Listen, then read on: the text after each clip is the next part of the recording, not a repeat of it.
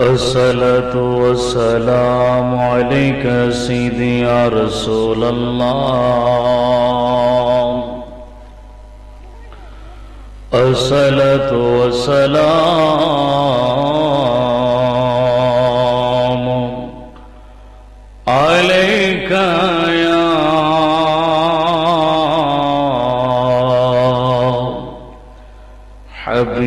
حبيب الله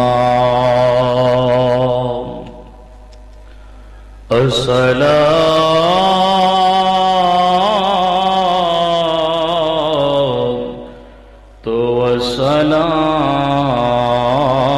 والسلام عليك يا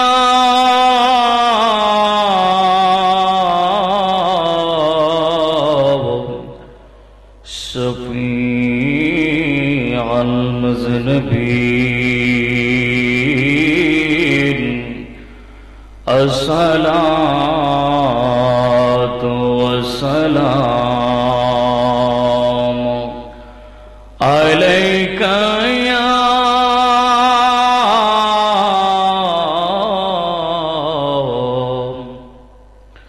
رحمة للعالمين اللهم صل زبان كل برو مولانا محمد وعلى آل سيدنا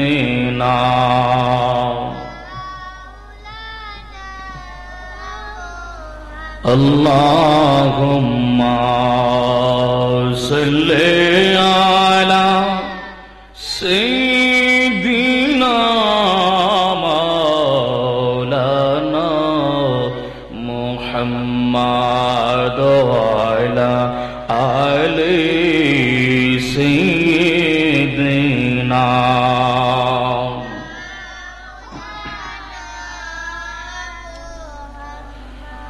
এই দুনিয়া পড়ে থাকবে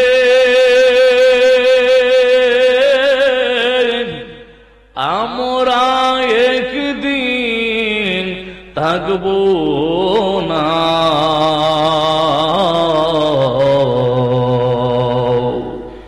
সবাই আমায় ভুলে যাবে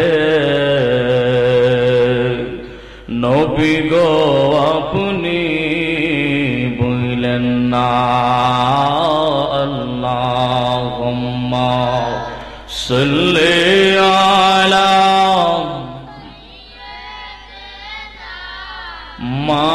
মাওলানা মুহাম্মদ ওয়া আলা আলি সাইয়্যিদিনা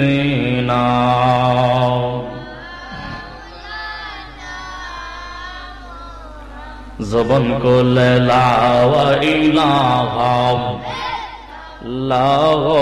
ला इलाहा माशअल्लाह ला इलाहा आशिक हो ला इलाहा प्रेमिक हो ला इलाहा मोहब्बत ला इलाहा हस्बी रब्बी जल्लाल्लाह पूरे हस्बी रब्बी